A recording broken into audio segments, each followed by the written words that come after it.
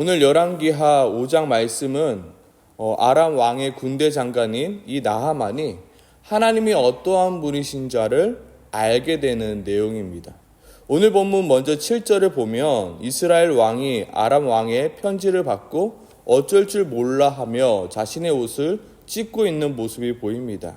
그 편지의 내용은 6절 내용인데 그 내용은 이러합니다. 내가 내 신하 나하만을 당신에게 보내오니 이 글이 당신에게 이르거든 당신은 그 나병을 고쳐주소서. 이스라엘 왕은 이 아람 왕의 편지를 받고 당황합니다. 왜냐하면 이 나병이라는 병은 사람이 도저히 고칠 수 없는 불치병이었기 때문입니다.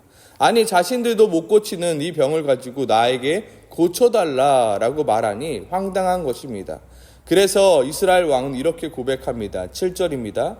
내가 사람을 죽이고 살리는 하나님이냐? 그가 어찌하여 사람을 내게로 보내 그 나병을 고치라 하느냐?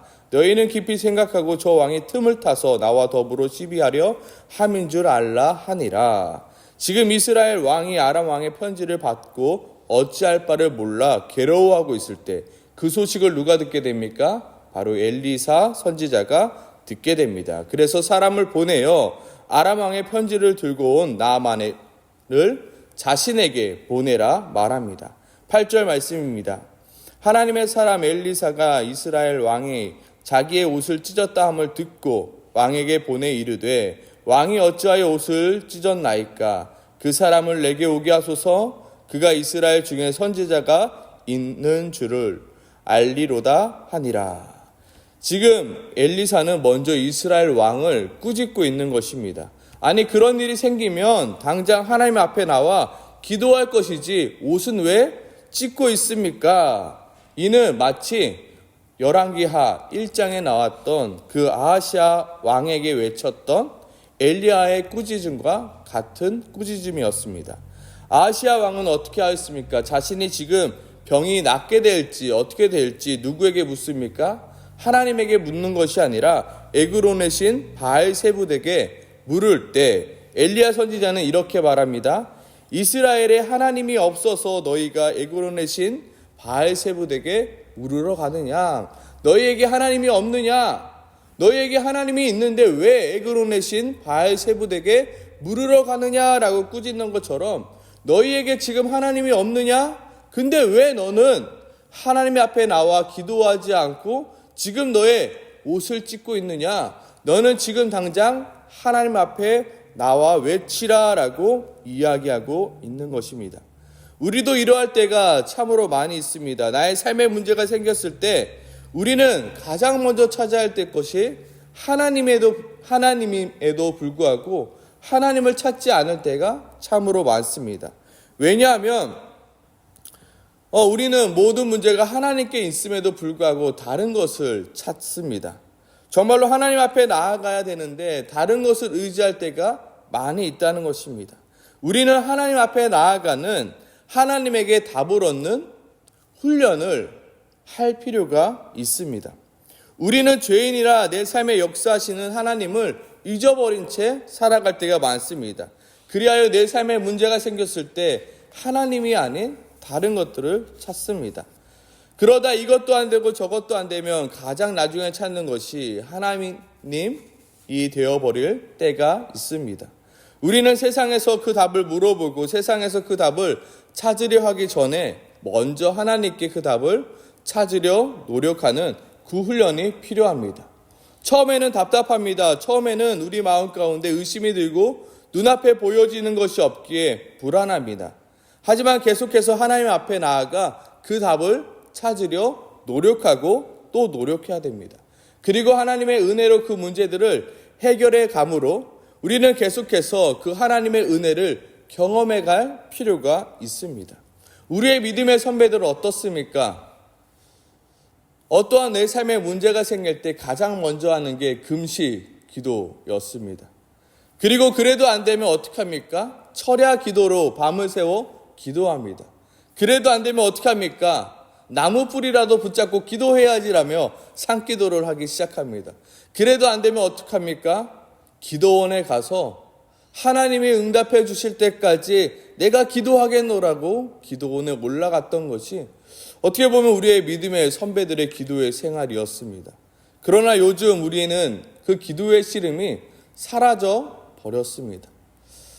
하나님이 내 기도 안 들어주셔도 내가 내 힘과 내 능력대로 해결할 수 있는 방법이 너무나도 많아졌기에 우리는 하나님께 그 절박하게 매달리지 않습니다. 내가 왜 그렇게까지 해야 돼? 그렇게까지 할 필요 없어. 내 지식, 내 방법, 또 내 힘으로 그 문제를 해결할 수 있어라고 생각하기에 더 이상 하나님을 찾지 않고 더 이상 하나님께 매달리지 않습니다. 하나님 앞에 답을 찾는 것보다 인터넷 세상에서 답을 찾는 것이 더 빠르고 사람에게 도움을 받는 것이 더 익숙해 버렸기에 더 이상 하나님 앞에 나아가 그 답을 찾는 훈련을 하지 않습니다. 그러다 결국 어떻게 되나요? 오늘 본문 이스라엘 백성들처럼 하나님을 찾아야 되는 그 순간에 하나님을 찾지 않고 어찌할 바를 몰라 자신의 옷을 찢고 있어 괴로워하고 있는 이 모습이 바로 이스라엘 백성들의 모습이었다.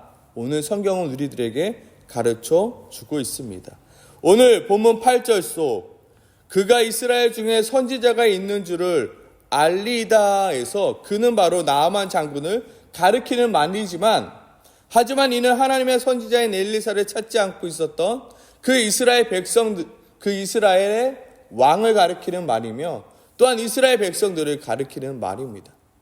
하나님이 있음에도 불구하고 하나님을 찾지 않습니다.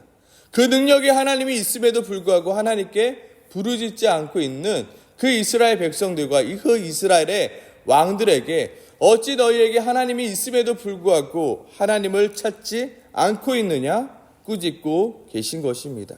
하나님은 여전히 우리와 함께하고 계십니다. 모세와 함께 하셨던 그 하나님이 여전히 우리와 함께 하시고요. 엘리야와 엘리사와 함께 했던 그 하나님이 여전히 우리와 함께 하시고요. 베드로와 바울과 함께 했었던 그 하나님이 여전히 우리와 함께하고 계십니다. 오늘 이 새벽에 하나님이 우리와 함께 일하고 계신다는 그 사실을 기억하며 하나님께 내 문제를 가지고 기도했으면 좋겠습니다. 내 방법, 내 실력, 내가 가지고 있는 것으로 해결할 수 있습니다. 그럼에도 불구하고 하나님, 내 방법, 내 지혜, 내 것이 아닌 정말로 하나님이 주시는 지혜와 그 힘으로 내가 해결하기 원합니다. 주님, 도와달라고 주님 앞에 간절히 엎드려 기도하는 이 시간이 되길 소망합니다. 아멘이십니까? 아멘. 그렇게 나아만 장군은 지금 누구의 문 앞에 서 있습니까? 지금 엘리사가 있는 그 문 앞까지 찾아갔습니다. 그러나 정작 엘리사는 만나지도 못한 채 나아만 장군이 듣게 되는 그 이야기는 너무나도 어이없고 황당한 이야기였습니다. 그 말은 무엇이었습니까? 요단강에 몸을 7번 씻으라 그리하면 내 살이 회복되어 깨끗하리라 라는 말이었습니다. 오늘 본문은 나아만이 그 말을 듣고 매우 분노하였다라고 기록하고 있습니다. 그도 그럴 것이 엘리사를 만나러 나왔는데 엘리사를 만나지 못하고 자신이 생각하기에 물은 요단강보다 자신의 고향에 있는 그 다메섹에 있는 그 강이 더 깨끗한데 요단강물에 몸을 7번 씻으라 라는 말을 들으니 황당할 뿐이었습니다. 나아만이 생각하기에도 그래도 내가 멀리서 왔는데 이렇게 찾아왔건만은 나와서 여호와의 이름을 부르고 그의 손으로 그 부위를 흔드는 신용이라도 해야 할 것을 아무것도 하지 않은 채 요단강에 7번 씻으면 낫는다니 나아만으로서는 너무나도 어이없는 이야기였습니다. 사실 나아만이 여기까지 오게 된 이유는 무엇입니까? 오늘 본문 속 바로 2절의 어린 소녀였습니다. 어쩌면 오늘 본문의 그 표면적인 주인공은 나아만 장군일 수 있습니다. 하지만 실질적 오늘 본문의 주인공은 저는 이 어린 소녀라고 생각합니다. 오늘 어린 소녀에 대한 짤막한 소개로 2절에 이렇게 가르치고 있습니다. 아람 사람이 떼를 지어 나가서 이스라엘 땅에서 사로잡아온 어린 소녀라. 그리고 이후에 나아만의 아내의 수종을 들었더라라고 이 어린 소녀에 대해서 가르칩니다. 어쩌면 이 어린 소녀의 이야기는 4장 속 기름 한 그릇 외에는 아무것도 없는 한 과부의 이야기, 그리고 그 다음 이야기가 뭐죠? 사르밧 여인의 이야기, 그리고 한 어린 소녀의 이야기로 이어지고 있음을 우리는 발견할 수 있습니다. 한 과부의 여인의 이야기, 그리고 사르밧 여인의 이야기, 그리고 어린 소녀의 이야기로 나오게 되는 것입니다. 어린 나이에 아람 사람들에게 잡혀가 나아만 아내의 수종을 드는 자, 그 여인. 그럼에도 불구하고 오늘 본문에는 자세히 가르쳐 주질 않지만 그 어린 소녀가 자신의 역할을 충실하였다라는 것을 우리는 알 수 있습니다. 그리고 그 어린 소녀는 자신의 주인의 남편이 나병으로 고생하고 있는 것을 알게 되었고 3절에 이렇게 말하죠. 우리 주인이 사마리아에 계신 선지자 앞에 계셨으면 좋겠나이다. 그가 그 나병을 고치리이다 하는지라. 그 어린 소녀가 평소에 성실하게 행하였기에, 믿음 있게 행하였기에 지금 나아만 장군은 그 소녀의 말만 듣고 어떻게 하였나요?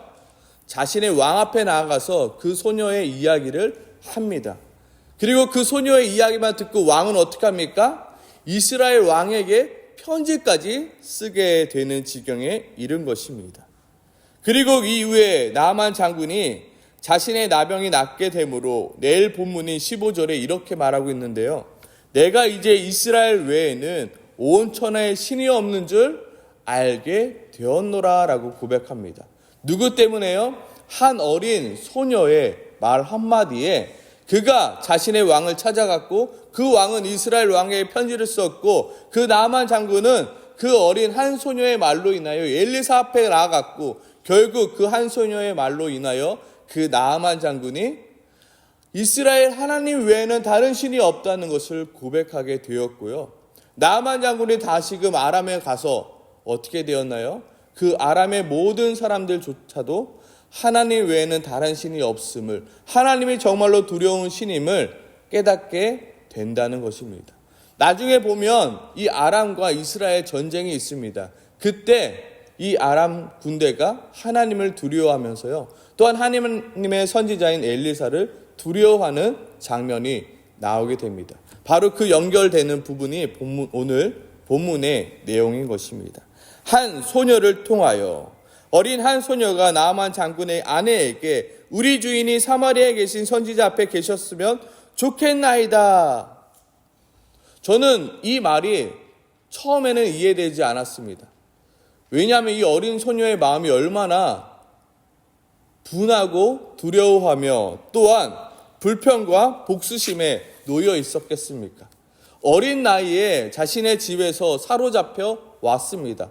어린 나이에 그 집에서 노예로 살아갑니다. 억울함과 낙심과 절망이 가득해야 되는 게 정상입니다. 그러나 그 주인의 나병을 어떻게 하고 있습니까? 걱정하고 있으며 사마리아에 있는 선지자를 소개해 줌으로 주는 우리로서는 이해할 수 없는 장면이 나오게 됩니다. 그러나 그 어린 소녀는 자신의 그 억울한 상황 가운데서도 마치 요셉과 같이 낙심하지 않고 절망하지 않고 자신이 처한 현실에서 최선을 다하여 살아갔고 그의 삶 속에서 하나님이 어떠한 분이신지 드러나게 되었고 그 삶을 통하여 증명함으로 말미암아 나아만 장군이 그 이야기를 듣고 또한 아람의 왕이 그의 이야기를 듣고 편지를 쓰고 그 앞까지 나아가게 된 것입니다. 아마 그 어린 소녀가 자신의 삶을 비관하며 절망하며 낙심하며 살아왔다라면 그 소녀는 나아만 장군에게 사마리아에 계신 그 선지자의 이야기도 꺼내지 않았을 것입니다. 만약에 꺼냈더라도 나아만 장군은 그 어린 소녀의 이야기를 듣지 않았을 것입니다. 아람의 왕도 마찬가지입니다. 야, 네 어린 그 소녀가 한 말을 듣고 내가 어떻게 이스라엘 왕에게 편지까지 써주겠냐? 야, 그 말로 네가 어찌 믿고 거기까지 가겠느냐? 가지 말라라고 말했을 것입니다. 비록 자신의 삶은 무너지고 비참하지만 그 속에서 최선을 다하여 하나님의 자녀답게 살아가기 위하여 노력하였기에 하나님은 그 삶을 통하여 하나님의 뜻을 이루어 가시고 계심을 우리는 오늘 본문을 통하여 확인할 수 있는 것입니다. 오늘 본문 속 어린 소녀에게는 참으로 불행한 일이었지만 하나님은 그 불행한 일을 통하여 나아만 장군이 하나님을 알게 하시는 통로로 사용하셨습니다. 그리고 나아만 장군을 통하여 아람 왕이 하나님을 알게 하는 그 역사를 만들어 가시고 계신 것입니다. 결국 성경에 나와 있진 않습니다. 하지만 우리가 짐작해 보건만은 그 어린 소녀의 인생은 나아만 장군이 다시금 아람에 돌아갔을 때 완전히 바뀌게 되었을 것을 우리는 짐작해 볼 수 있습니다. 짧게 보면 불행입니다. 그러나 하나님의 긴 호흡으로 보면 어떻습니까? 그 불행이 나에게 오히려 축복이 될 수 있다는 것을 우리는 잊지 말아야 됩니다. 또한 그 불행 또한 하나님은 하나님의 일하심의 한 도구로 사용하고 있음을, 그 불행이 나에게는 지금 낙심되고 절망되고 불평하는 것이 아니라 그 불행 앞에서도 어떻게 해서든지 하나님의 뜻대로 살아가려 내가 노력하다 보면 하나님께서 주시는 그 은혜와 축복이 있음을 우리는 믿고 버텨 나가라. 오늘 본문은 우리에게 말하고 있는 것입니다. 힘들고 어렵습니다. 그럼에도 불구하고 하나님이 내 삶을 인도하고 계신다는 것을 믿고 의지하며 버텨 나갈 때 하나님의 일하심을 우리는 바라보게 될 수 있다는 것입니다. 오늘 이 새벽에 그 어린 소녀를 다시 한번 묵상하며 기도했으면 좋겠습니다. 하나님, 힘들고 어려운 조건이었습니다. 그럼에도 불구하고 그 불행 가운데서도 하나님의 자녀답게 살아가기 위하여 애썼던 한 소녀가 있었기에 하나님, 그 나아만의 역사가 또한 하나님 오늘 성경에 기록되는 역사가 일어나게 되었습니다. 하나님, 내 삶에도 불행이 옵니다. 힘듦이 옵니다. 하지만 낙심하고 불평하며 주저앉고 있는 것이 아니라 그 가운데서도 하나님의 뜻을 이루어 가고 계심을 내가 믿을 수 있게 도와주시옵소서. 내가 그 시간 기도하며 하나님을 의지하겠노라고 기도하는 우리 모두가 되길 소망합니다. 함께 기도하겠습니다.